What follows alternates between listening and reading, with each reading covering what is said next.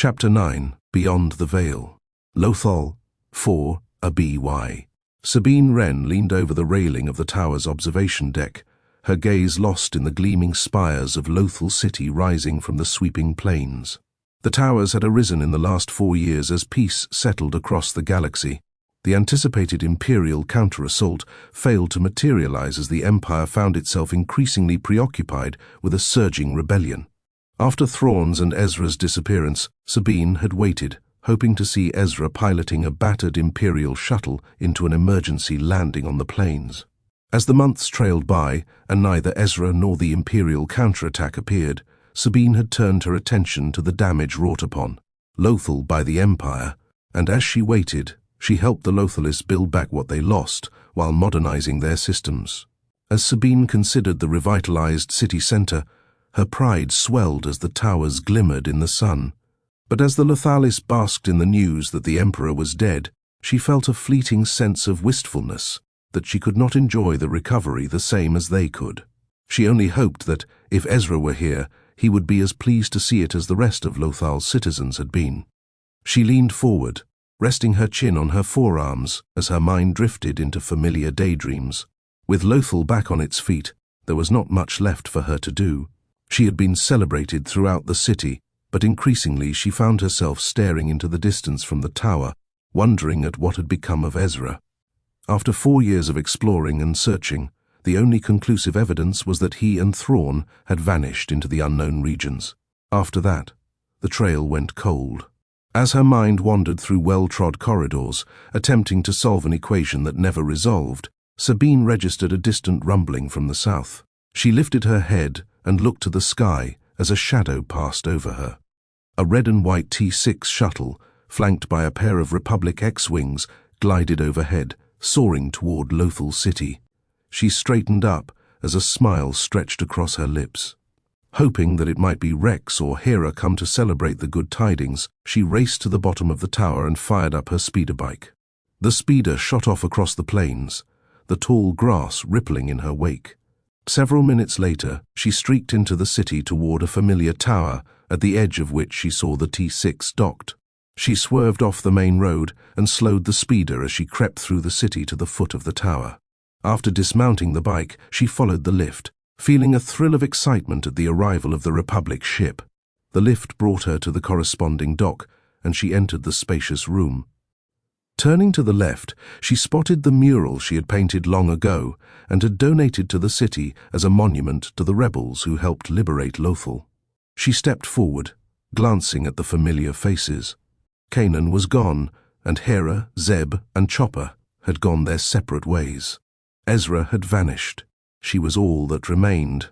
She tapped Ezra's face with her finger, then turned. There, at the entrance to the chamber, stood a familiar figure, cloaked in white.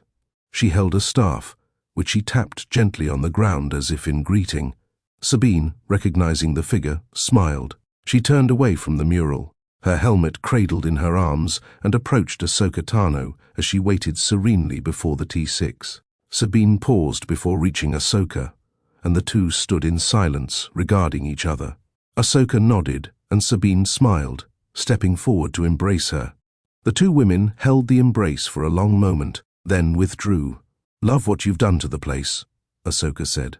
"Thanks," Sabine grinned. "It's good to see you too.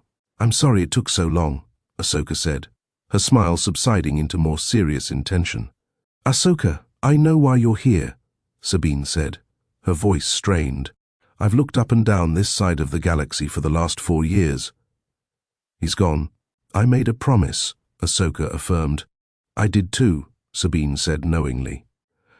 She looked up to the T6, then back to Ahsoka. As Sabine studied Ahsoka's face, she recognized the determination that she had felt for so many months before reality had settled in. "But I have to tell you, there's nothing to be done. Can you take me as far as you've gotten?" Ahsoka asked. "Yes," Sabine said, frowning. "What do you have in mind?" "Jedi have ways of communicating with each other that go beyond technology. There might be a way for me to reach him," Ahsoka explained. Sabine gazed into the distance beyond the T6. Whatever hope she had held had faded, her energies channeled into Lothal and her sorrows consumed by the fall of Mandalore, and a growing desire to help the Mandalorian diaspora. The hope flickered, and a spark caught. Of course, a Jedi. All right, Sabine said, still feeling a robust skepticism despite the flicker of hope. I will take you to the point where I believe they passed into the unknown regions. The barrier dividing our side from theirs is a chaotic maze of maelstroms and black holes. I don't know how this force thing of yours might work, but it's worth a shot. As long as Ezra is connected to the Force, there's a chance, Ahsoka said with grim determination, gesturing toward the T6. All right, Sabine said warily, and with her helmet tucked beneath her arm, she set forth, walking alongside Ahsoka. The T6 hurtled through hyperspace, weaving along the prescribed route. After passing Coruscant and diverting onto the Namadi corridor, the route had grown wilder and less direct. Sabine had stopped several times to recalculate the route, and by the time they passed Elam, the route was nearly to the limits of their nav charts. Ahead lay the impenetrable wall of maelstroms, dividing the known from the unknown, the certain from the uncertain. This is it, Sabine called into the galley where Ahsoka had been meditating. Moments later, Ahsoka glided silently into the cockpit, assuming her position in the co-pilot's seat. Sabine reached forward, pulling the hyperdrive lever back. The starlines compressed into tiny points of light, but those points of light lay largely obscured by the massive swirl of blue, silver, and purple interstellar dust directly before them. Welcome to the Xanthidine Maelstroms, Sabine proclaimed. Ahsoka leaned forward, examining the stellar feature. The gases and nebulae entwined across a vast field, creating an imposing barrier.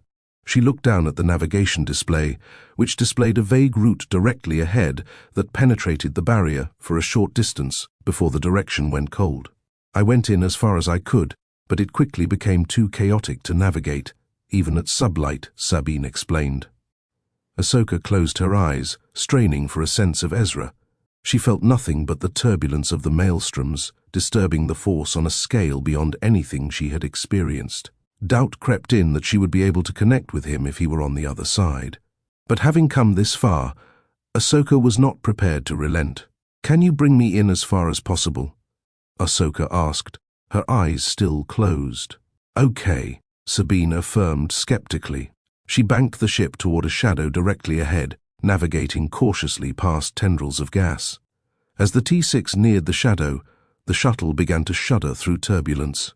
The turbulence grew progressively more violent as they neared, and within 30 minutes, the purple and blue gases had begun to enclose the shuttle. Sabine maneuvered around a tongue of purple gas, passing through a narrowing band of empty space, to a point where a swirling blue and silver cluster of lights and gases sat. "This is the end of the line," Sabine said. The shuttle continued to shudder, and Sabine added, "Whatever you're going to do it fast. I don't think the shuttle can withstand this for long." Ahsoka nodded, then relaxed into the Force, closing her eyes as she stretched out with her feelings. Ezra. Ezra settled into the co-pilot's chair of the Imperial shuttle. He had spent the previous day familiarizing himself with the commands, and now as he awaited his injection, he fought off a creeping anxiety. Despite the resentment and distrust he felt toward Thrawn, he had allowed himself a trickle of hope at the prospect of seeing his friends. Every night, he had looked at the image of Sabine's artwork, his only tangible connection to her.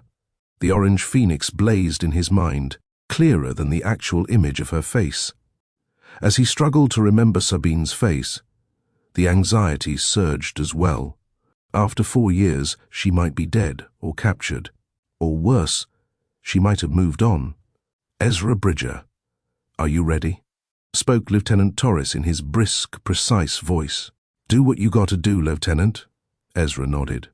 Ezra rolled up the sleeve of his tunic, baring his upper arm.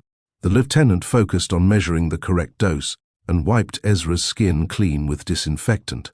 A uniformed captain settled into the pilot's chair, and Ezra sensed Commodore Brandt standing behind him, ready to watch the injection with detached curiosity. "You will feel the effects immediately, at which point the captain will navigate to the jump position. You have manual control of the ship's steering as we move through. Hyperspace.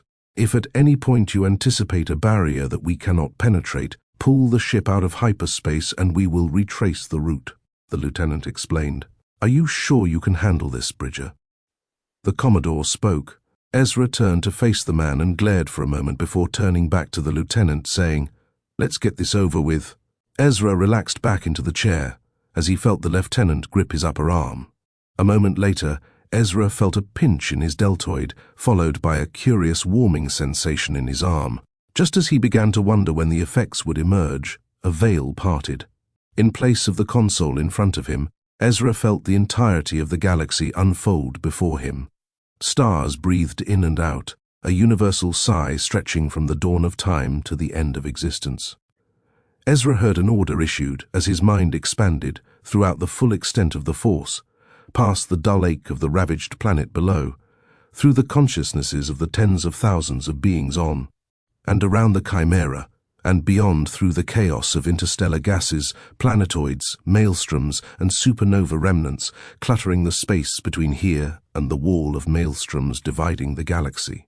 Ezra felt the ship lurch, and he saw the stars hurtling by, the resonances of the beings living on them echoing through every atom in his body. Nothing in his experience of the Force before could have prepared him for this moment. As the shuttle hurtled through space, Ezra felt the fabric of reality in its purest, undiluted form, as if silk slipping between his fingers. Waves of ecstasy washed over him, the joy and pleasure of which transcended anything in his mundane, ordinary life. He looked down at his hands, observing the neural impulses coursing through his nerves and his blood flowing through his veins. A warning echoed through his mind. "The controls, Ezra!" Ezra reached his hands forward toward the navigation system, and he nudged the ship's course around a supernova still expanding before them at several points past light speed. The ship completed a graceful arc, and Ezra felt the pulsating energy unfurling to his right as the ship circumvented the boundaries of the explosion. He felt a warning through the force of darkness imploding in on itself as light bent inward at a black hole. Ezra charted a wide path around the black hole, then corrected his course directly toward the known galaxy, which loomed ahead, indistinct and hazy even with the technicolor, microscopic clarity of the third sight.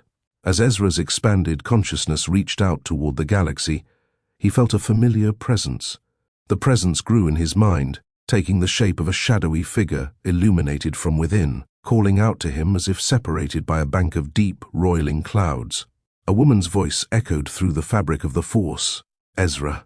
A distant memory of racing against blue flames flashed through his mind, and he sent his thought through the Force. "Ahsoka!" "Ezra!" Ahsoka cried. Sabine jerked her head away from the instruments she calibrated to record the anomalies within the maelstrom. "Did you find him?" Ahsoka waved Sabine away, straining to maintain her connection. "Ezra!" she called. Ezra heard his name ripple through the Force, and with the second calling, he had a clearer sense of the face. Orange and white skin, blue and white montrals, a kind smile. Ezra nudged the controls and increased the ship's speed, sending it hurtling through the chaos of the unknown regions. The shuttle danced gracefully through a stellar nursery nestled into a vast cloud of purple and green gas. Ezra felt the birth pangs of a million stars, the future homes of countless beings, all of which would grow, mature and die, like the blathroots to which he tended. "I think that will do." Ezra felt himself lifted into the air. A surging flare of pain preceded a sudden and terrifying cessation of the expansive openness. The Force was still there, but it was muted, dull, weak, a pale facsimile of the expansive tapestry he had just witnessed. A colossal grief threatened to bury him as he broke out in a cold sweat. Blindness overtook him, reminding him for a moment of Kanan. "Bring it back," he shouted as the troopers restrained him.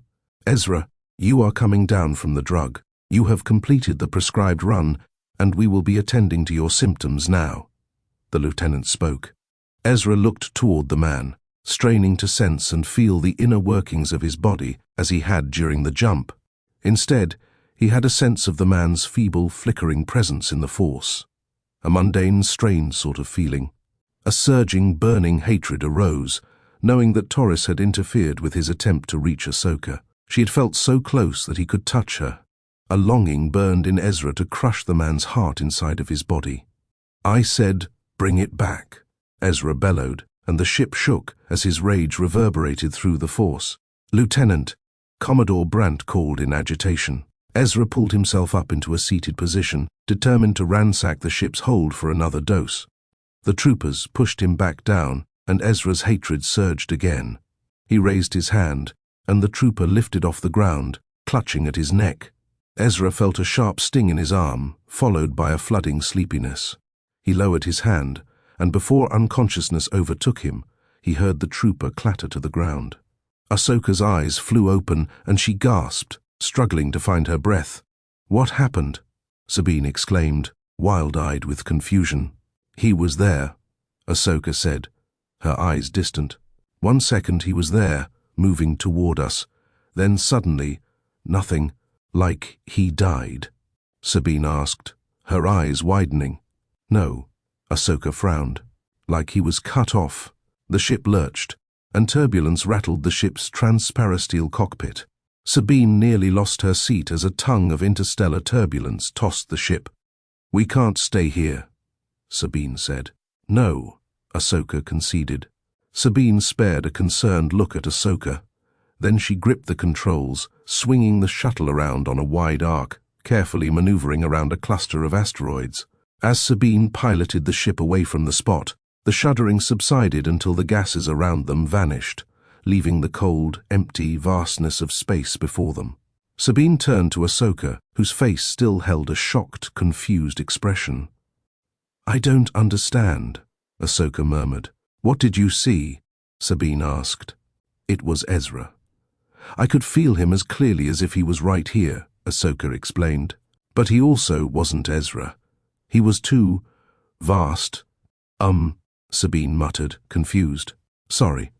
I don't know if there's a way to explain this to somebody who isn't a Jedi, but it's as if the line between Ezra and the Force had faded." "It was almost as if Ezra had become the Force," Ahsoka explained, seemingly baffled by her own explanation. "I've never felt anything like it." "Does that mean he's alive?" Sabine asked. "Yes," Ahsoka said without hesitation. "That's great," Sabine exclaimed, brightening. "It means there's hope. We just have to find our way through this mess, and if we can, we find Ezra and bring him home." Sabine studied Ahsoka's face, noticing that Ahsoka seemed to be deflating. Her excitement dimmed as Ahsoka remained silent, lost in her confusion. "What is it?" Sabine asked. "Something's wrong," Ahsoka said. "Something is very wrong. I've never felt anything like that before. Whatever was happening to him is not natural and what?" Sabine asked. Ahsoka considered her words and, failing to find an adequate way to describe what she felt, remained silent. "But you felt him. You said it yourself," Sabine exclaimed in frustration. "All of my senses are warning me," Ahsoka explained, turning away from her confusion and fear and making eye contact with Sabine. "I want to find him as much as anyone, but something isn't right." "Then what do we do?" Sabine asked, her excitement fully deflated. Ahsoka considered the question, then replied, "Mon Mothma needs to know. Ezra is alive, and I suspect Thrawn is also. Do you think Thrawn is doing something to him?" Sabine asked, her eyes narrowing. "I can't be sure," Ahsoka said, "but I think waiting for them to come out of the unknown regions, especially if something is happening to Ezra, is a bad idea." Sabine frowned, thinking through a constellation of possibilities. One of those possibilities sparked intrigue, and brightening again, she said, "I have an idea. Wait here." Before Ahsoka could reply, Sabine leapt from her seat and raced into the galley. Ahsoka rose from her seat and followed, wondering at the strange, empty feeling of Ezra's sudden appearance and equally sudden disappearance.